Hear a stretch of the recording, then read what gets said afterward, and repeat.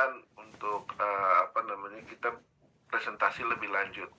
Ya, karena bagian paling kritikal sebenarnya adalah bagian ketok pintu ini gitu. Ya, sebab kalau yang lain-lain sih teman-teman pasti mungkin udah nanti presentasinya udah lebih lebih lebih yakin ya, tapi ketok pintu ini menjadi suatu proses yang penting, ya penting sekali. Ya salah kita ngetok pintu ada kemungkinan kita gagal mendapatkan kesempatan untuk presentasi. Ya jadi ilmu ketok pintu ini penting ya, banyak banyak ilmunya sebenarnya, tapi salah satunya adalah melalui rekening SIP ini. Oke.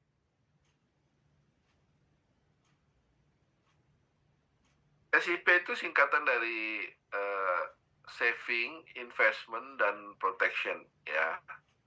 Itu singkatannya, atau simpanan kalau bahasa Indonesia, simpanan, investasi, dan proteksi. Ya kebetulan singkatan bahasa Inggris sama bahasa Indonesianya sama. Ya. Nah, simpanan udah jelas fungsinya adalah untuk menampung hasil kerja atau usaha dan untuk pemenuhan kebutuhan keluarga ya. Investasi juga tujuannya udah jelas, itu untuk memperbesar aset atau untuk pemenuhan kebutuhan di masa datang ya. Jadi untuk cita-cita pensiun, cita-cita kuliah anak ya, bahkan mau ibadah dan sebagainya. Proteksi jika terjadi risiko, rekening ini berfungsi untuk mengganti pendapatan ya, yang juga agar cita-cita tetap tercapai ya. Jadi ini fungsi proteksi adalah justru melindungi dua rekening sebelumnya ya. Ini fungsi proteksi. Sebab kalau enggak, maka dua rekening sebelumnya ini bisa bermasalah. Ya, simpanan nggak ada, berarti biaya hidup nggak ada, dan investasi akan tergerus habis, ya, maka masa depan juga akan bermasalah. Ya, dan di proteksi kita ada bagusnya adalah kita akan cek nanti proteksi kesehatan bagaimana, proteksi sakit kritis bagaimana, dan proteksi jiwa bagaimana. Oke.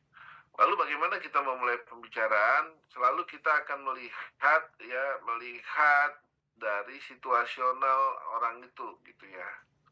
Karena orang itu baru mau mendengar kalau itu berkaitan dengan kepentingan mereka. Ya. Jadi rekening SIP ini kita kaitkan dengan kepentingan mereka. Simpelnya seperti itu, ya. Jadi teman-teman, kalau kita nggak tahu kepentingan mereka ya boleh aja kita tinggal tanya, udah pernah dengar belum rekening SIP?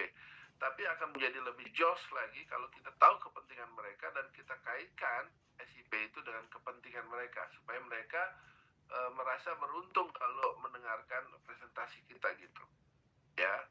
Oke. Contoh nih, orang tua dengan anak balita, tentunya kepentingannya adalah bagaimana nanti kelak membiayai kuliah anaknya. Ya, maka kita akan mengatakan, sudah tahu belum rekening SIP untuk persiapan dana pendidikan? Ya, anaknya. Ya, sebutkan namanya. Ya, jadi sudah tahu belum rekening SIP untuk persiapan dana pendidikan Budi, misalnya, kayak gitu.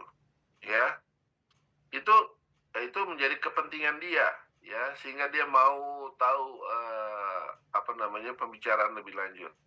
Contoh lain misalnya pasangan muda yang belum punya anak ya, sudah tahu rekening SIP yang bisa bantu wujudkan cita-cita ya, namanya lagi ya. Jadi udah tahu belum rekening SIP yang bisa bantu wujudkan pembelian rumah nanti 10 tahun lagi gitu ya. Mewujudkan cita-cita apa terserah ya. Kalau karyawan swasta mungkin kepentingan dia adalah pensiun ya, mulai mikirin pensiun. Sudah tahu belum rekening SIP yang bisa bantu saat tua nanti hidup lebih tenang? Kalau Anda lihat persamaannya selalu ada di depannya, sudah tahu rekening SIP, sudah tahu rekening SIP, sudah tahu rekening SIP, selalu itu dulu, tapi dikaitkan dengan kepentingan mereka. Ya, sebenarnya cukup sudah tahu rekening SIP itu udah cukup sih, tapi kalau akan lebih jelas kalau dikaitkan dengan kepentingan mereka supaya mereka lebih menyimak gitu. Apa sih ini gitu, lebih penasaran. Ya, wirausaha usia 40-an misalnya sudah tahu rekening SIP agar keluarga tetap sejahtera atau semakin kaya dan seterusnya. Ya, parubaya usia 50-an atau rekening SPP untuk anak cucu jadi lebih kaya dari kita, dan seterusnya. Jadi teman-teman, semakin kita mengenal calon nasabah kita, semakin kita berusaha untuk mengetahui apa yang menjadi concern dia, apa yang menjadi kebutuhan dia, apa yang menjadi kegelisahan dia, itu kita kaitkan dengan SIP, makin kita kemungkinan untuk diterima semakin besar, ya. Oke, sekarang lanjut dengan skripnya ya teman-teman ya. Ini nanti akan kita bagikan ya teman-teman, jadi jangan khawatir ya. Nah, kita bekerja, jadi ini skripnya, ini gambarnya ini, di sebelah kanan gambarnya ya teman-teman ya, di sebelah kiri skripnya. Kita bekerja pasti untuk menghasilkan income, dan untuk itu kita taruh di rekening pertama, yaitu rekening saving. Tujuannya untuk operasional sehari-hari. Jadi kita tulis kita gambar ya, kerja untuk income ya.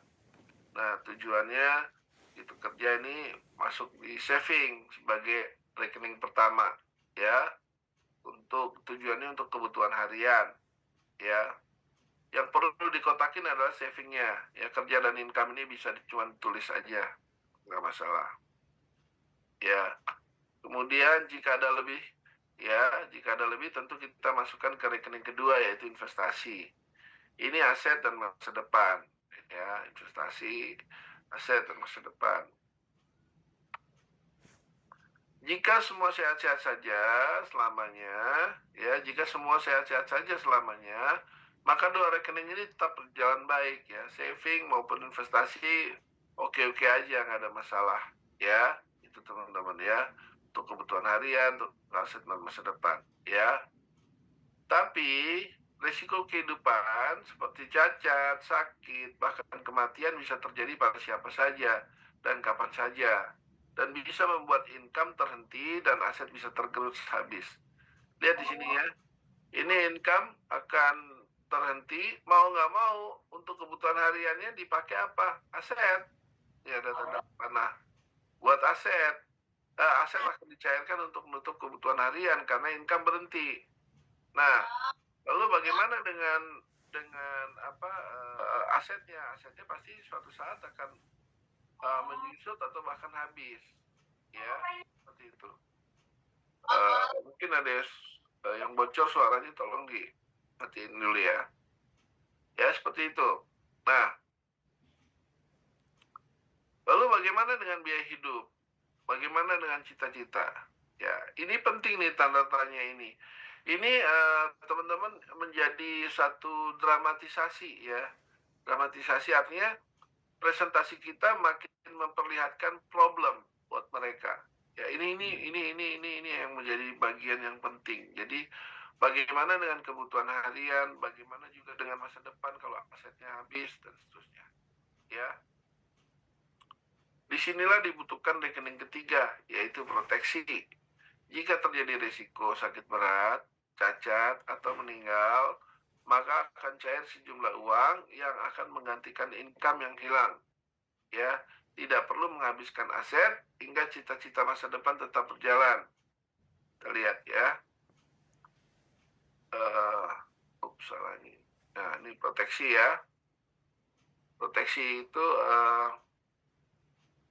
memberikan pengganti income ya, pengganti income, sehingga ini mengisi lagi ya savingnya ya, sehingga kebutuhan harian tetap nggak ada masalah dan aset tetap berkembang, masa depan tetap cerah. Karena aset tidak jadi tergerus karena adanya pengganti income ini. Ya, paham ya maksudnya teman-teman? Jadi begitu ada pengganti income ini yang dihasilkan oleh proteksi, kalau terjadi resiko sakit, cacat, kematian, terjadi pengganti income yang akan mengisi saving kemudian, sehingga kebutuhan harian tetap bisa berjalan, sehingga aset tetap berkembang. Kenapa? Karena nggak jadi tergerus ya, dan karena aset tetap berkembang maka masa depan tetap cerah ya. Lalu kita tanya, menurut Bapak Ibu, proteksi asuransi itu biaya atau bukan? Nah, mereka biasanya akan menjawab ini akan biaya ya. Nah, kita akan kasih tahu Itu dulu ya, proteksi sekarang ini, proteksi zaman now, terutama yang ada di Manulife, jika terjadi risiko, maka diberikan pengganti income.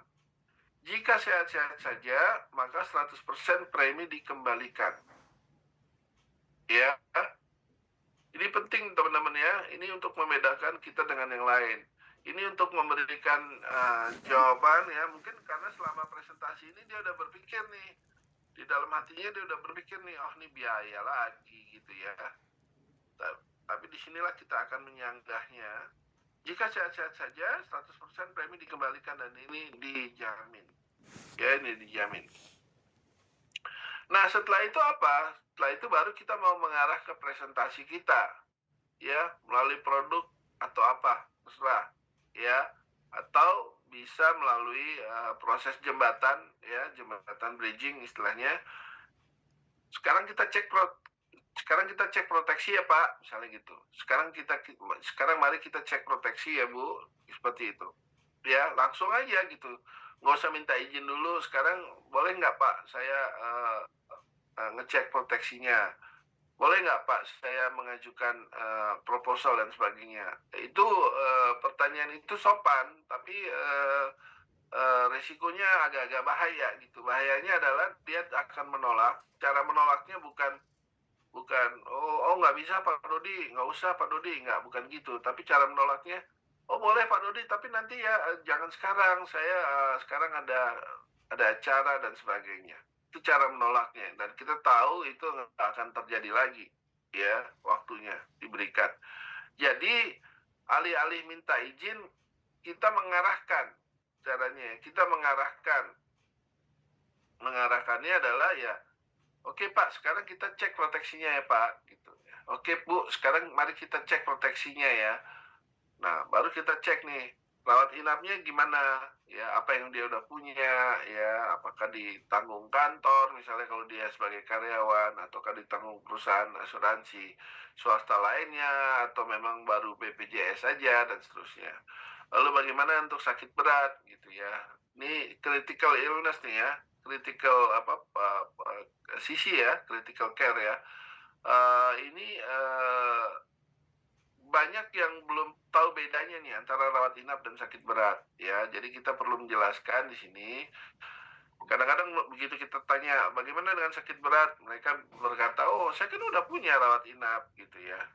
Nah, kita mesti jelaskan kalau rawat inap itu adalah hanya memberikan fasilitas rawat tanpa perlu membayar lagi kalau terjadi sakit.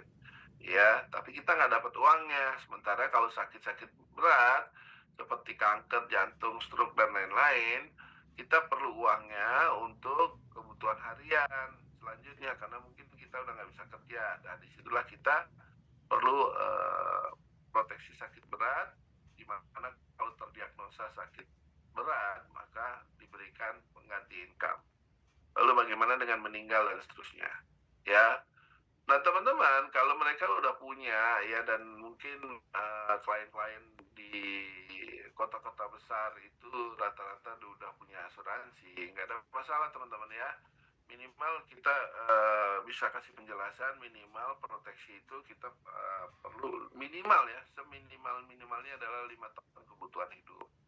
Ya, itu seminimal-minimalnya ya. Jadi kalau kita lihat aja kebutuhan hidupnya dia, misalnya kira-kira aja, kita aja yang langsung kira-kira dia ya, sesuai dengan misalnya, sesuai dengan gaya hidup dia, rumah dia, mobil dia gitu, kita langsung aja tembak misalnya 50 juta sebulan gitu ya. 50 juta kali 60 berarti 3 miliar gitu kan, seperti itu. Baru nanti lihat kekurangannya. Nah, atau yang lain ya bisa juga shortcut seperti ini. Jadi proteksi zaman now, jika terjadi risiko maka diberikan pengganti income, jika sehat-sehat saja maka 100% premi dikembalikan. Langsung aja, nah kami punya MDLA nih Bu, nih Pak, gitu. Langsung aja, habis itu jelasin MDLA itu apa. Ada 3 alternatif ya. 3 alternatif itu uang hilang, uang dikembalikan 100%, atau UP cair gitu ya. Jadi teman-teman seperti itu. Jadi produknya nanti terserah ya, bisa MPPS, bisa MDLA, bisa Mi Action seperti yang kemarin itu. Jadi ini pembuka ya, pembuka untuk melihat beralih ke presentasi. Ya, nah ada pertanyaan teman-teman? Ini nanti saya bagi. Halo teman-teman, ada pertanyaan? Silakan kalau ada pertanyaan.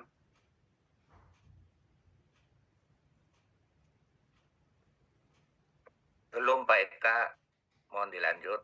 Oke, baik. Ya, jadi ya udah ini presentasi saya seperti ini. Ya, nanti teman-teman saya bagi nanti dilatih lagi ya teman-teman ya. Oke, sekali lagi ya saya ulangi biar dapat poinnya. Oke, kita bekerja pasti untuk menghasilkan income. Dan itu kita taruh di rekening pertama, yaitu rekening saving, tujuannya untuk operasional sehari-hari. Kita tulis kerja atau income. Yang ini hafalan kita nggak tulis di depan mereka ya, yang ini yang sebelah kiri ya, yang kanan aja yang kita gambar ya. Dan gambar ini penting ya teman-teman ya, gambar ini penting. Jadi yang agak bagus tulisannya. Kalau yang rasa tulisannya agak kecil-kecil, agak besar supaya bisa terbaca gitu ya. Kenapa gambar itu penting teman-teman? Semakin pada saat presentasi itu semakin banyak indera yang kita pakai, maka akan semakin berdampak ya. Kalau kita hanya presentasi secara oral saja, itu indera yang terpakai hanya telinga ya. Sementara kalau kita bicara secara oral sekaligus menggambar, maka indera yang terpakai udah dua teman-teman ya. Pendengaran dan penglihatan. Ya, itu akan lebih berdampak ya teman-teman ya, dibandingkan hanya pendengaran aja. Ya, jadi itu maksudnya. Ya, jadi mereka sambil mendengar, sambil melihat. Satu itu fungsinya, menggambar ini. Kedua, kalau kita hanya ngomong doang gitu ya, apalagi cuma di telepon aja, cuma ngomong aja tanpa gambaran, mereka akan tersesat gitu. Mereka akan lupa ini ada di mana ya. Sementara kalau kita gambar dan gambar kita cukup rapi, cukup bagus, maka mereka akan ingat ya proses sebelumnya. Ya, itu teman-teman. Apalagi kalau mereka lagi mendengarkan kita sambil berpikir yang lain-lain, tentunya nggak konsen, sehingga gambar ini menjadi penting seperti map ya, seperti ya, peta gitu ya. Jadi mereka ingat proses sebelumnya apa ya. So, balik ke sini, jika ada lebih tentu kita masukkan ke rekening kedua, yaitu investasi ya. Ini aset dan masa depan ya, seperti itu. Kemudian jika semua sehat-sehat saja, pasti saving dan investasi ini tetap berjalan baik ya. Kemudian yang ketiga, nah, jika terjadi resiko cacat atau sakit atau kematian, bahkan ini bisa membuat kita nggak bisa kerja lagi, sehingga income hilang, maka saving pun nggak, makin lama habis, sehingga aset lah yang akan dimakan. Ya, aset dimakan ya untuk menutup kebutuhan harian. Lalu aset kalau udah menipis bahkan habis, bagaimana dengan kebutuhan harian, bagaimana dengan cita-cita dan masa depan? Ya, ini perlu didramatisir nih teman-teman. Ya, teman-teman kalau mau selipin cerita kisah hidup ya silahkan di sini. Ya, kisah hidup sendiri maupun kisah hidup orang lain ya yang tidak kebetulan kena musibah, nah ini bisa cerita di sini. Ya. Nah, di sini butuhnya rekening ketiga yaitu proteksi. Ya, jika terjadi resiko maka diberikan proteksi. Sorry, ini agak kebalik. Harusnya ini jalan ini dulu keluar ya. Proteksi ini memberikan pengganti income ya, sehingga pengganti income ini menggantikan savingnya atau mengisi savingnya kembali, sehingga kebutuhan harian ini tetap bisa berjalan dan aset tetap berkembang. Kalau aset tetap berkembang karena nggak jadi tergerus, maka masa depan atau cita-cita bisa tetap tercapai. Lalu kita tanya, proteksi asuransi itu biaya bukan? Biasanya mereka mengatakan, oh ini biaya ya. Baru kita sampaikan proteksi zaman now beda. Ya, jika terjadi risiko maka diberikan pengganti income, jika sehat-sehat saja maka 100% akan dikembalikan preminya. Dan ini dijamin. Lalu langsung aja, Bu, kita punya produk ini nih, MDLA. Bu, Pak, kita punya produk nih, MPPS. Pak, kita punya produk MSP dan sebagainya. Baru kita jelaskan produknya itu apa untuk mereka. Ya, atau kita boleh juga pakai bridging. Yuk, sekarang kita cek proteksinya. Ya, rawat inap Bapak Ibu seperti apa? Ya, sakit berat udah punya belum dan berapa? Meninggal udah punya belum dan berapa? Ya, baru kita ke produk. Ya, itu teman-teman yang bisa saya sampaikan. Saya kembalikan dulu nanti ke Bro Erwin. Silakan. Pak Eka, mau tanya Pak Eka. Ya Pak Denny. Ya Pak Eka, selama ini kalau presentasi itu untuk seperti ini, apakah pakai PowerPoint atau gambar-gambar gitu Pak Eka, yang efektif? Semakin kita pakai tulisan itu entah kenapa makin berenergi sih Pak ya.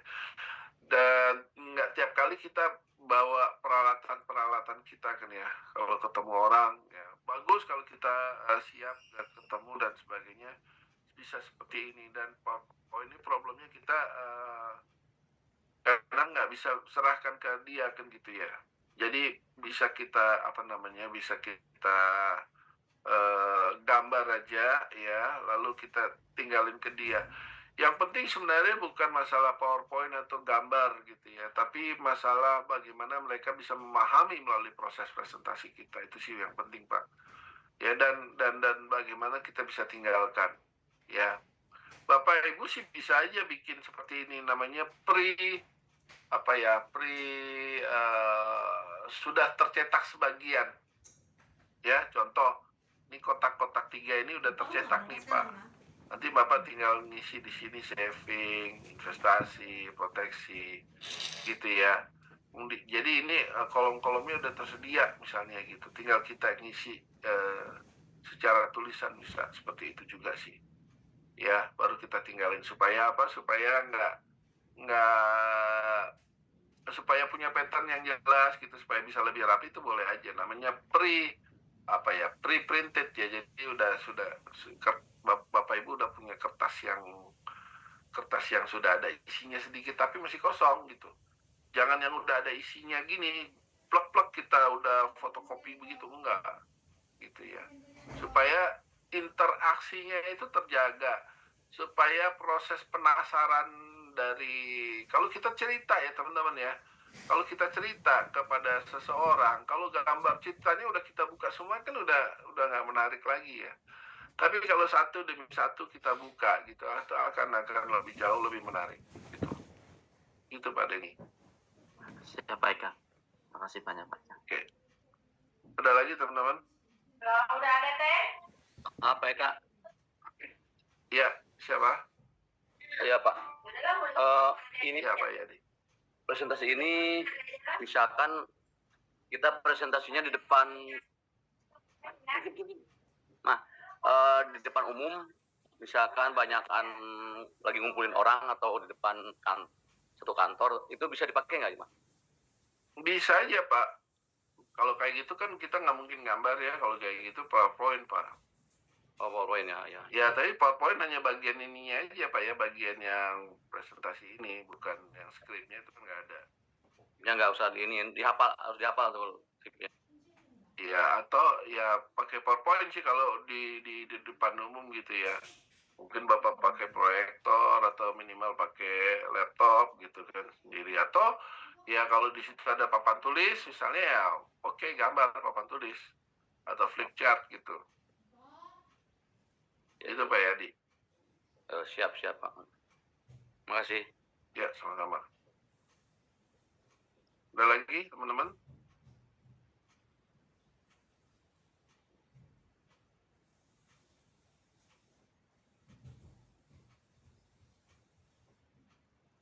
Oke, saya stop share dulu nanti. Ada komentar teman-teman dari teman-teman setelah melihat presentasi ini?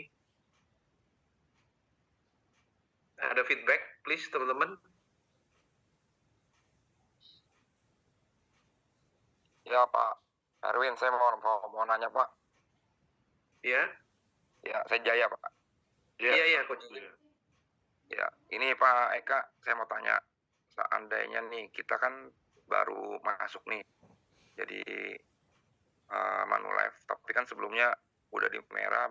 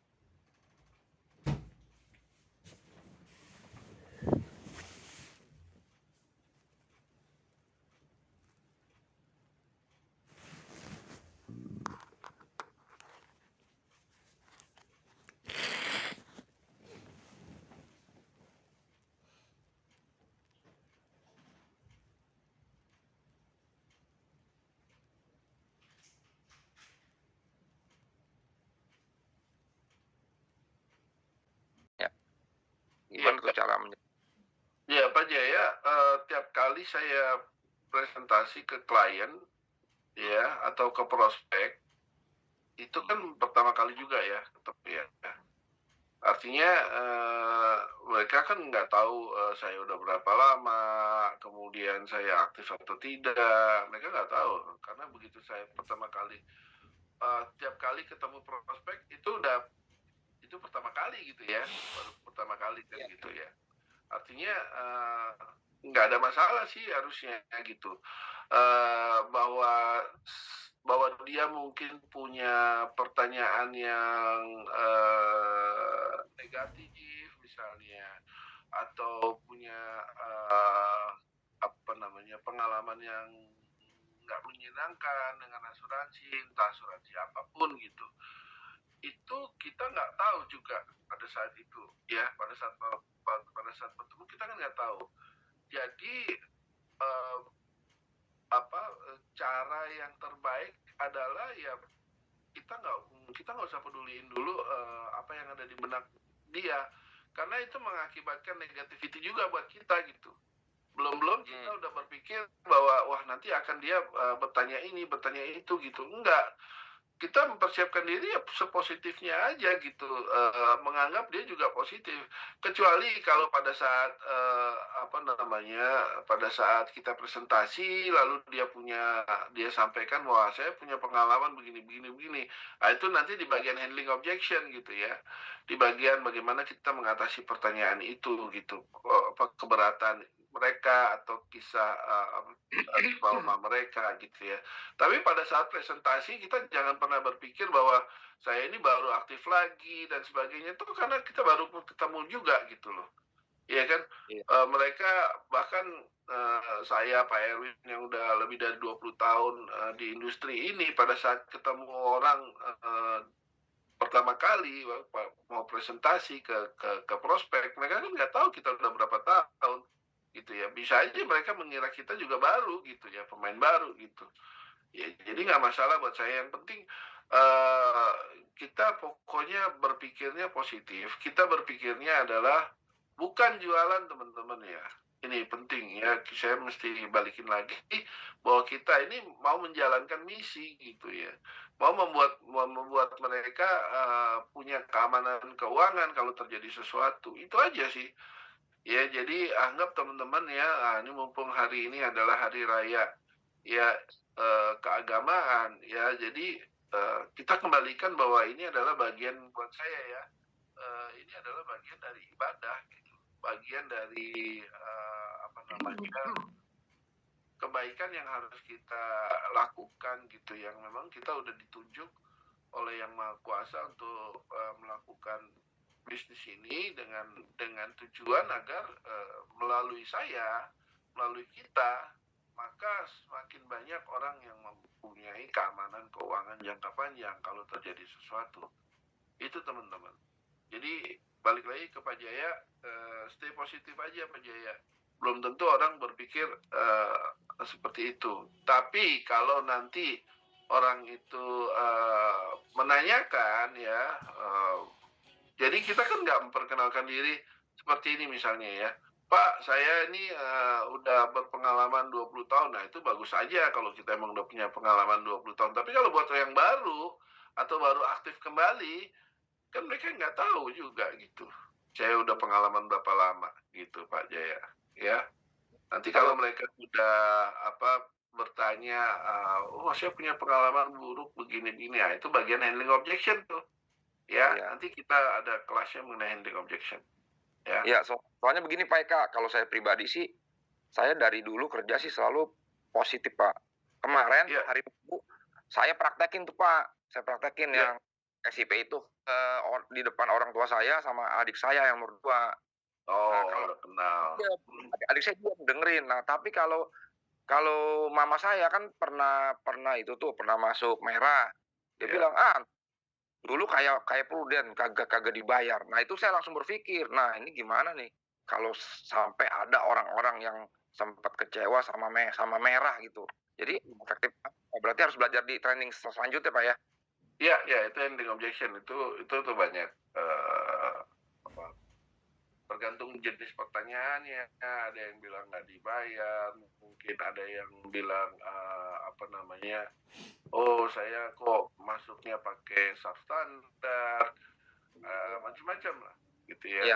Dari ada yang preminya sekian kok jadinya sekian nilai tunai dan sebagainya, itu masing-masing satu-satu sih.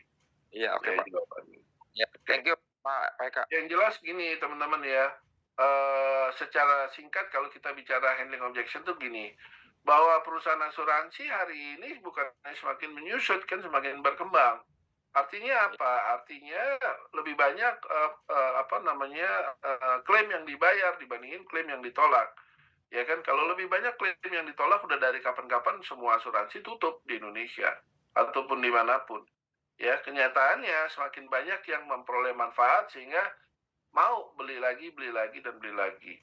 Ya, saya punya nasabah salah satunya itu punya polis itu sampai lebih dari 40. Tentunya bukan dari satu perusahaan ya. Itu saya membantu dia untuk membuat rekap ya dengan proteksi-proteksi yang ada. Kenapa begitu ya? Karena dia paham betul fungsi asuransi gitu. Ya teman-teman ya. Jadi kalau banyak perusahaan asuransi yang ada yang ditolak, kasusnya beda-beda ya. Tapi jauh lebih banyak yang klaimnya dibayar ya. Dan yang klaim yang dibayar itu tentunya nggak akan bikin pengumuman ya di sosmed. Pernah ada yang bikin pengumuman di sosmed, klaim saya dibayar 1 miliar. Wah, dia akan didatengin banyak orang untuk dipinjemin duit, itu judulnya. Ya kan? Pasti enggak. Tapi begitu klaimnya nggak dibayar, ya, meskipun cuma 3%, ya 3% yang nggak dibayar itu 3%, ya. 3% kali 1 juta kan udah 30.000. Nah, 30.000 orang ini yang bikin berisik dunia maya gitu dengan segala macam klaim mereka. Gitu teman-teman. Ya jadi bukan berarti yang karena yang berisik ini 30.000 sementara yang 970.000 yang lainnya nggak ngomong karena klaimnya memang dibayar dan mereka ya nggak mau dong orang lain tahu dia bertambah aset sekian miliar gitu. Itu ya Pak Jaya ya teman-teman ya. Thank you Pak Eka. Halo Pak Eka. Ya Pak Wawan silakan. Kebetulan saya baru nyampe Jogja nih Pak. Lagi nengok anak. Sambil makan lihat kasus ini, saya mau sharing aja Pak. Iya Pak Wawan. Saya punya pengalaman yang mungkin pernah dialami juga sama sebagian agen di merah Pak ya. Sebagai agen lah, agen asuransi. Iya. Jadi sebenarnya agen itu harus memastikan bahwa kondisi kesehatan itu si nasabah itu tidak yang non-disclosure gitu. Saya sampaikan dari awal. Saya punya kasus seperti ini Pak, di mana saya bisa masuk ke manajemen di merah Pak. Artinya waktu terjadi, mungkin Pak Eka juga pernah dengar Pak Tito ya, adiknya John Kay ya. Waktu terjadi penembakan, itu klaim langsung diklaim Pak. Nah, tentunya saya sebagai agennya, saya melihat tulisnya tidak ada substandard dan semua data ditulis dengan baik dan benar karena waktu itu saya menyampaikan seperti itu. Jadi saya meyakinkan kenapa ini klaim tidak dibayar. Jadi pertama saya sebagai agen harusnya ya mungkin saya juga waktu itu pengalaman pertama, tapi saya merasa yakin bahwa asuransi tidak mungkin tidak bayar dengan alasan tertentu gitu Pak. Iya. Nah akhirnya saya diskusi dengan keluarganya bahwa klaim itu akan saya diskusikan dulu dengan manajemen karena tidak ada alasan manajemen asuransi nggak bayar. Ya. Kalau keluarganya menjelaskan bahwa itu bukan faktor kesengajaan atau faktor kejahatan, Pak. Ya. Nah, waktu itu saya datang ke bagian underwriting, kemudian saya jelasin polisnya seperti itu, dan ternyata salah satu dari bagian klaim itu menyampaikan ke saya, kalau Pak Wawan sebagai agennya, Pak Wawan harusnya bantu agen, bantu nasabah. Kita tuh sebagai karyawan hanya memutuskan berdasarkan informasi. Saya nggak punya hak untuk menyetop klaim atau membayar klaim, tapi berdasarkan data yang saya terima. Terus saya tanya, kenapa klaimnya ditolak? Waktu itu dari manajemen mengatakan, ini loh Pak, sebenarnya ini rahasia. Tapi saya dapat informasi bahwa Pak Tito terlibat di Jembatan Merah.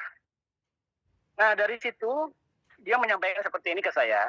Kalau Pak Wan punya bukti yang akurat dan ditulis dengan kronologis, mungkin ini bisa saya obrak gitu.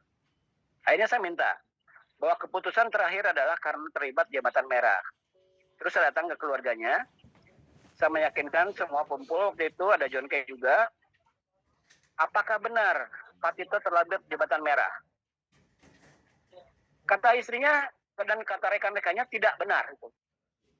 Ada nggak saksi yang bisa membuktikan? Ada waktu itu Kapolres Jakarta Selatan, Pak. Jadi kita sama-sama datang ke Kapolres Jakarta Selatan waktu itu, dan memang menyatakan bahwa Kapolres itu mengatakan bahwa Pak Tito sedang berjalan dengan saya dan dia kena peluru nyasar. Jadi habis mengadakan sebagai pengadilan, habis jadi jaksa ke penjadi pengacara, dia ada peluru nyasar gitu pas mau pulang. Nah itu selagi berdampingan sama saya dan itu dibuktikan dalam kertas surat Pak. Nah dari situ saya yakin bahwa ini klaim akan cair, tapi saya akan usahakan dulu, saya bilang gitu. Saya datang ke manajemen dan saat itu juga di-approve Pak. Di-approve klaimnya.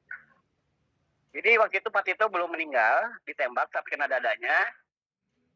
Dan klaim ditolak sebesar 365 juta. Akhirnya klaim cair Pak. Ya. Itu. Jadi semua itu kita yang harus menolong kalau bersama kita yang merasa yakin bahwa dia tidak melakukan non-disclosure atau kejahatan Pak. Ya. Ya. Kemudian yang kedua, pada saat klaim Pak Tito ditembak yang kedua kali dan meninggal, itu juga cair kok Pak. Jadi nggak, bagi saya asuransi itu klaim pasti cair, asal tidak ada non-disclosure dan tidak ada faktor kejahatan. Iya. Itu aja Pak Eka, mungkin sharing dari saya Pak. Makasih Pak Wawan sharingnya. Ya. Oke, saya balikin dulu ke Bro Erwin. Oke.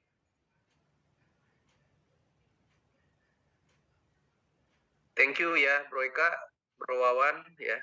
Nah, saya ingin menambahkan aja kepada pertanyaan Bro Jaya ya, teman-teman. Bila mana memang nasabah bertanya, ya, oh apa yang membuat Anda di Manulife hari ini gitu. Nah, kembali lagi teman-teman perlu menyampaikan ya misi hidup teman-teman gitu. Ya, tadi kan Pak Eka udah cerita bahwa misi saya adalah untuk membantu teman-teman saya memiliki satu proteksi. Ya, dan di samping itu ya saya juga diberikan kepercayaan. Gitu.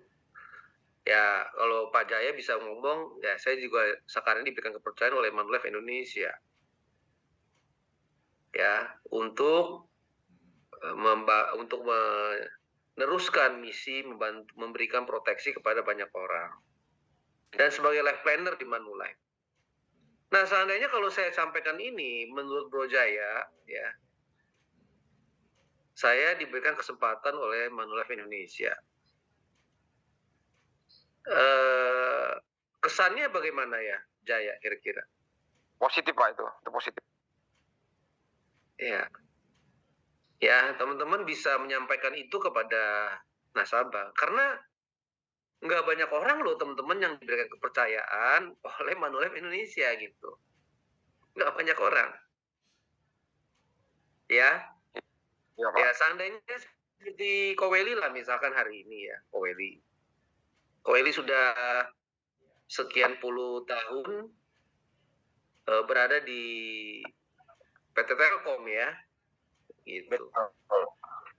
Nah, kalau sekarang Pak Willy sampaikan kepada teman-temannya, sekarang saya saat ini juga diberikan kepercayaan kembali oleh Manulife Indonesia.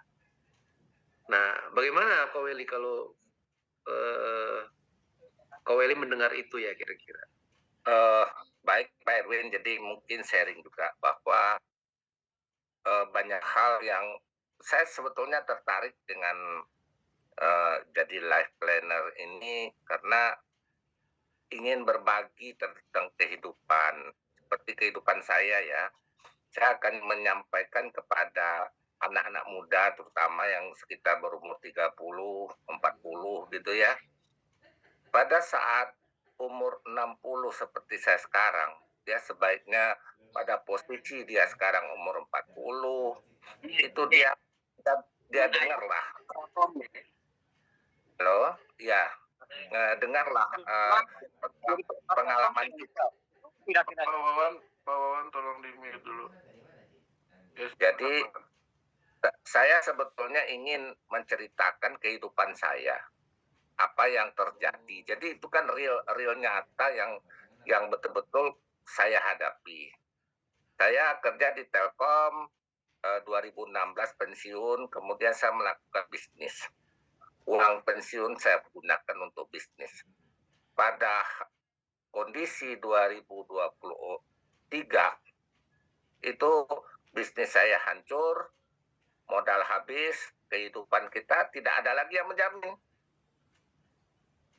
Kondisi sekarang ya kita mulai dari nol gitu.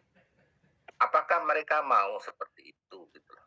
Kalau mereka melakukan semacam memasukkan rekening proteksi tadi, dia akan ada kelanjutannya gitu loh. Jadi bisnisnya hancur tapi modalnya kan ada lagi nih yang sudah dia masukkan di rekening proteksi. Jadi bukan hanya sakit, bukan cacat, namun kalau bisnisnya kolaps gitu, itu akan ada dana cadangan yang disimpan di dalam rekening proteksi yang pada saatnya akan kembali lagi gitu.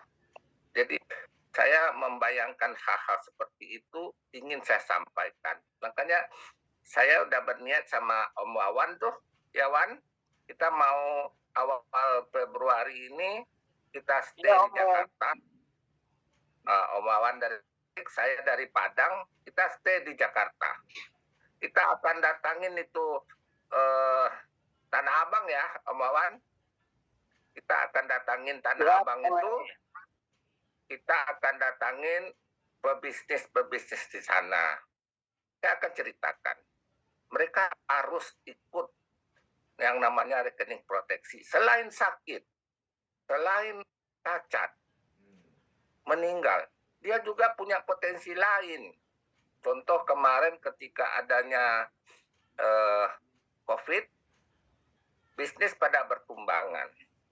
Namun kalau dia ikut rekening proteksi, suatu saat modalnya balik dari dia menyimpan uangnya di rekening proteksi. Itu mungkin ada hal-hal yang kita lihat dari pengalaman hidup kita sendiri, kita ceritakan, mudah-mudahan itu akan bisa menambah wawasan mereka bahwa kehidupan ke depan itu ada berdampak loh. Kalau dia nggak siap, dia akan mengalami sebuah kendala hidup gitu. Mungkin gitu Pak Erwin. Ya, terima kasih Koweli sharingnya. Ya, jadi Koweli ingin berbagi cerita ya, Mantap, pengalaman Om. hidup ya. Oke. Ya hati-hati ya Wawan di Jogja. Sukses ya Wawan ya. Kira-kira Pak Jaya udah menjawab ya? Pak Jaya?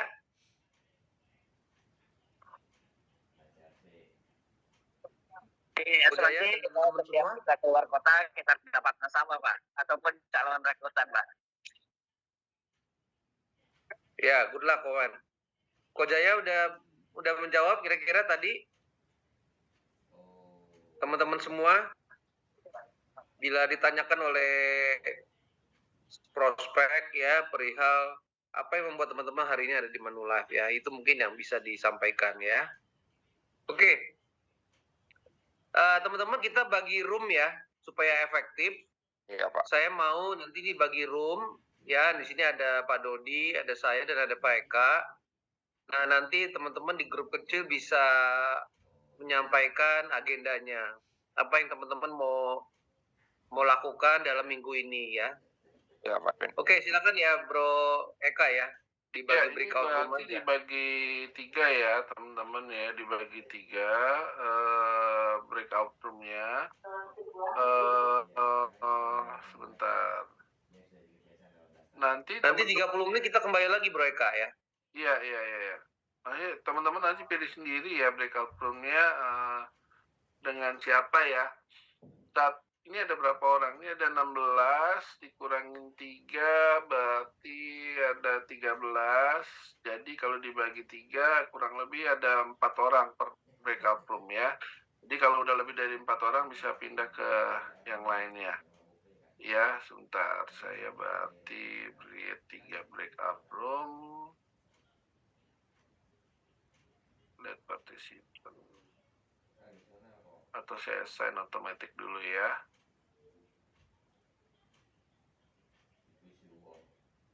Oke. Room 1, room 3. Oke. Ya, ini udah langsung otomatis ya. Sebentar, saya cek dulu. Dodi.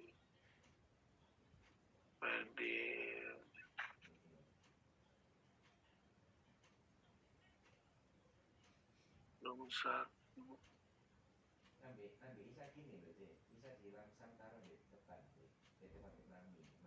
Sebentar ya, sebentar.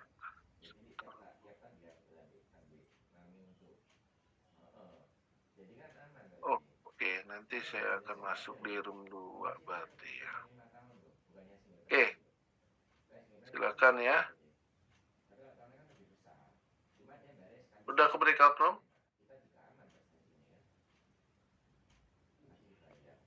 Caranya gimana Pak ke breakout room? Itu udah otomatis nanti. Oh iya, thank you Pak.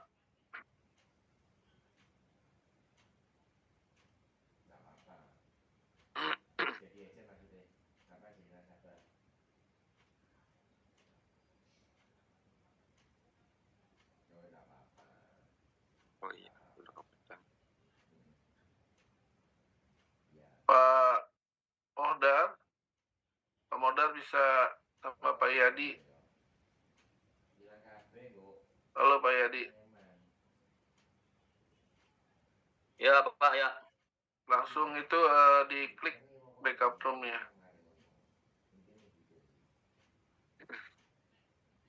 Yang ada di layar.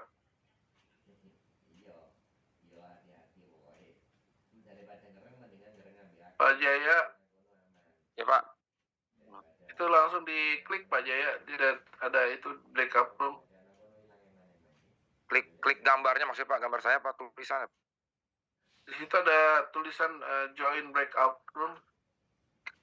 Bentar, Pak.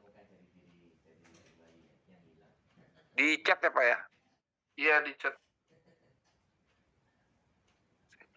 Bukan di chat, maksudnya tinggal klik aja. Join. Mana ya Pak ya? Nggak ada Pak ya, di gambarnya Pak. Nah ini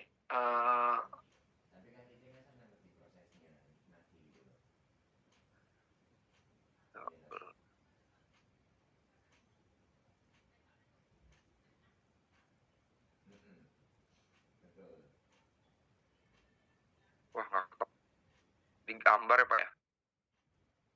Di layar apa?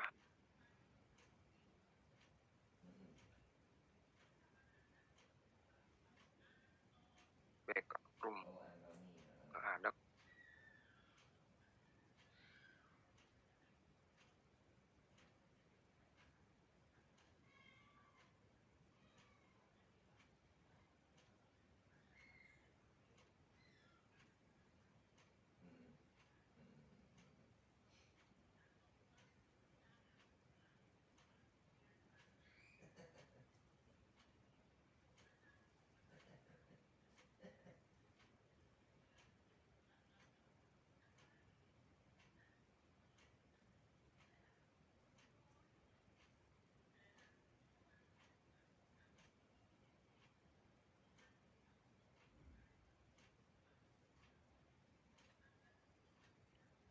Pak Jaya belum ini.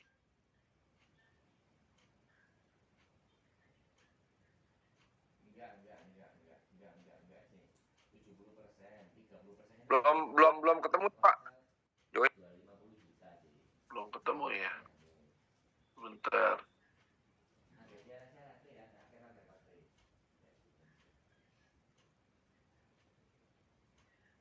Terus di halaman yang foto nggak ada. Terus di halaman yang banyak foto-foto juga nggak ada nih.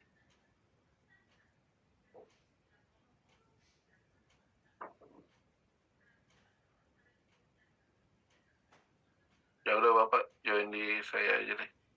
Ya. Pak Steve belum join. Pak Steve udah.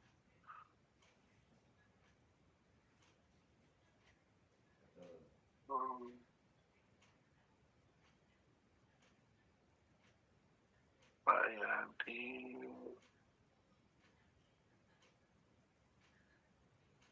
Satu.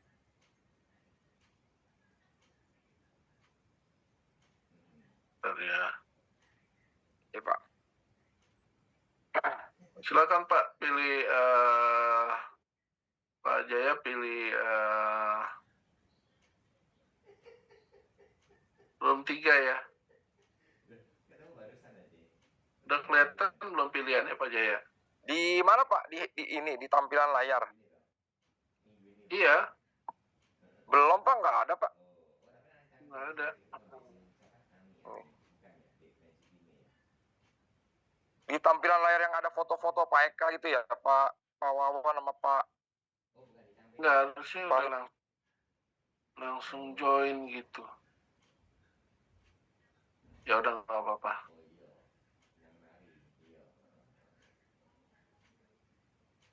Oke. Ya udah teman-teman yang ada di sini ya,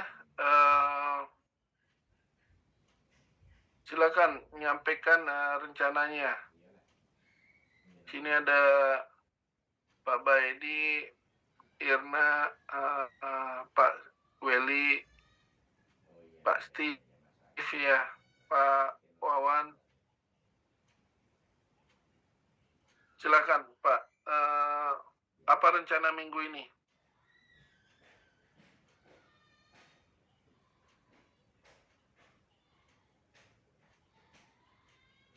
Halo? Ya Pak. Saya dulu. Siapa yang belum ini ya? Halo. Bapak nih belum masih di luar ini, belum masuk sebentar.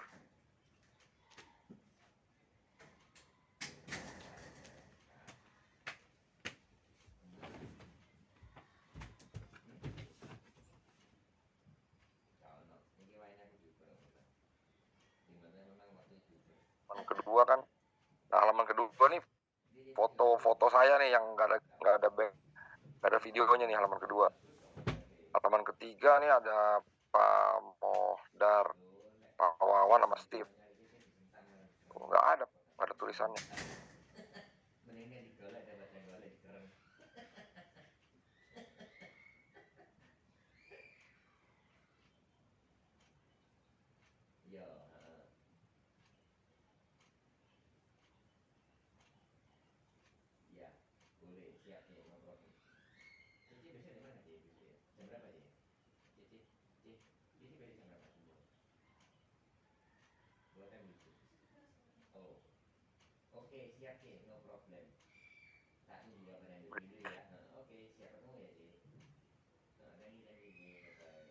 Oh, join. Ya, Pak. Udah, Pak. Udah, Pak. Ketemu, Pak.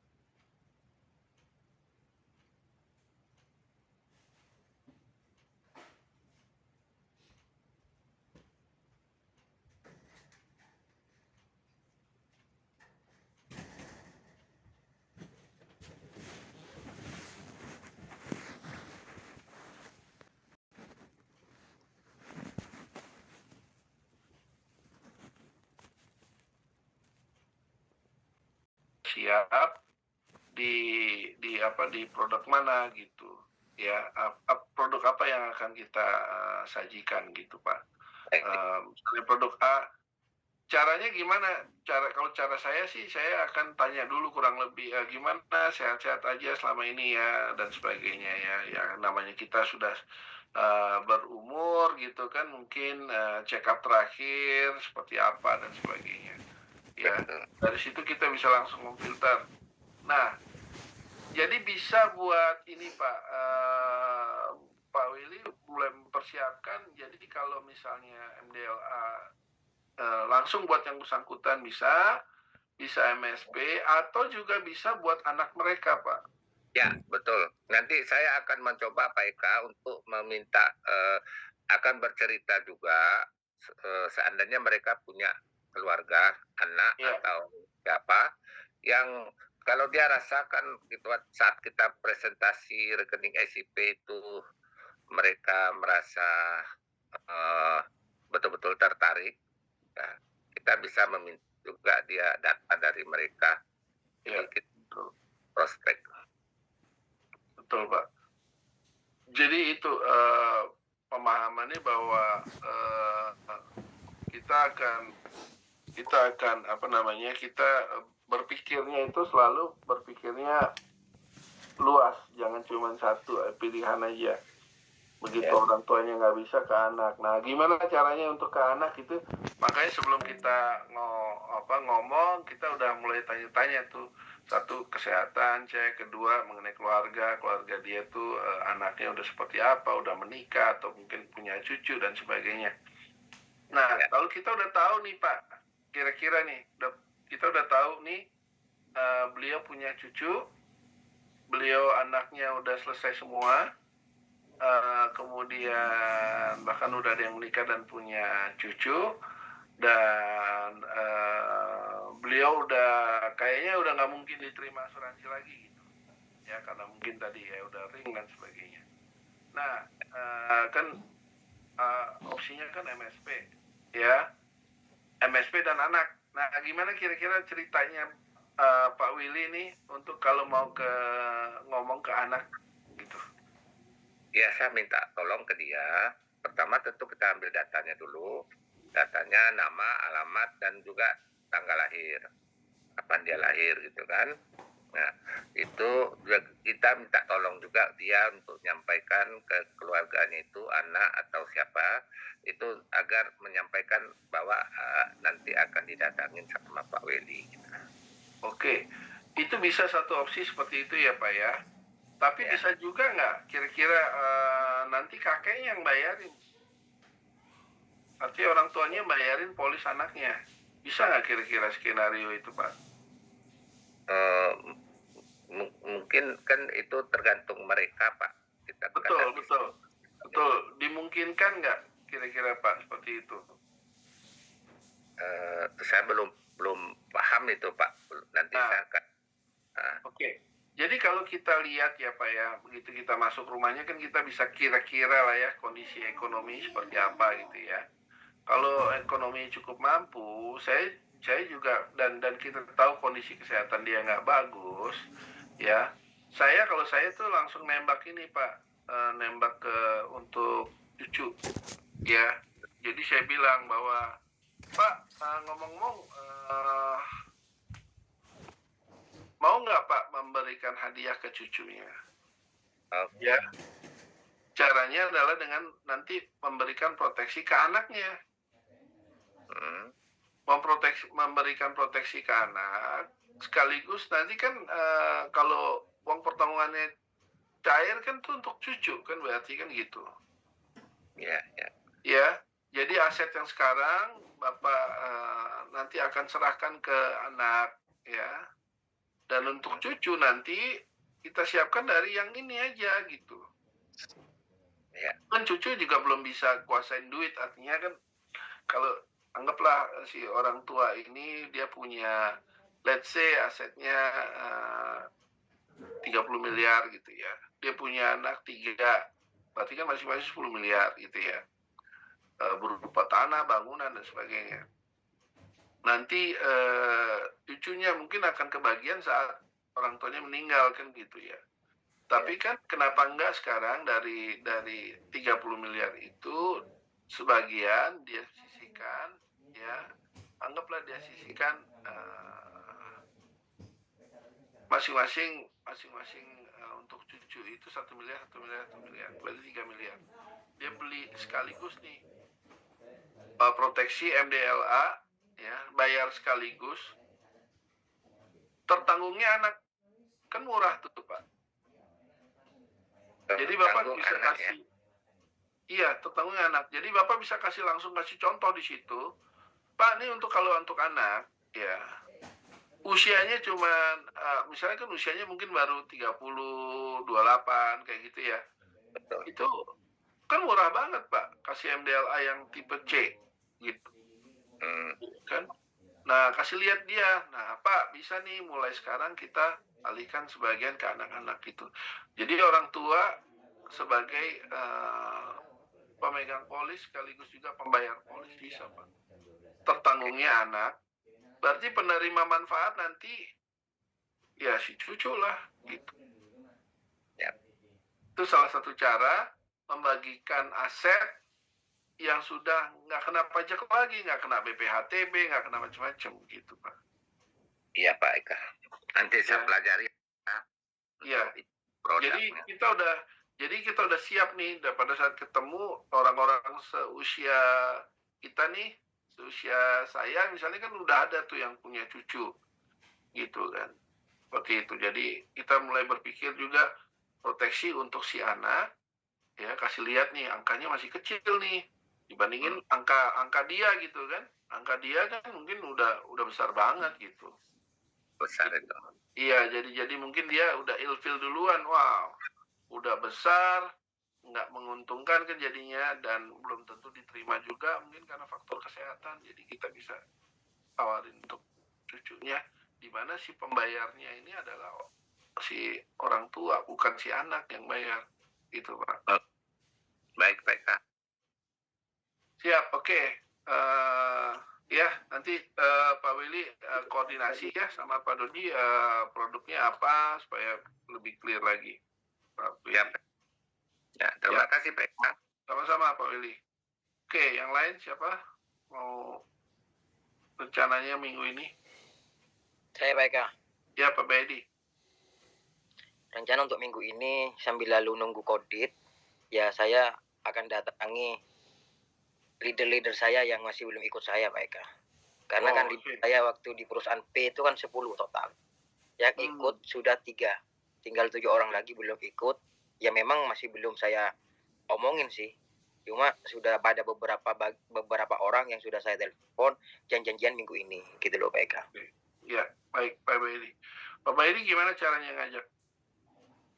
Ya tentunya kita ngobrolnya tadi di telepon ya buat janji temu. Anggaplah kita lama nggak ketemu, lama nggak ngobrol. Karena jujur dari tahun 2022 saya kan sudah vakum Pak.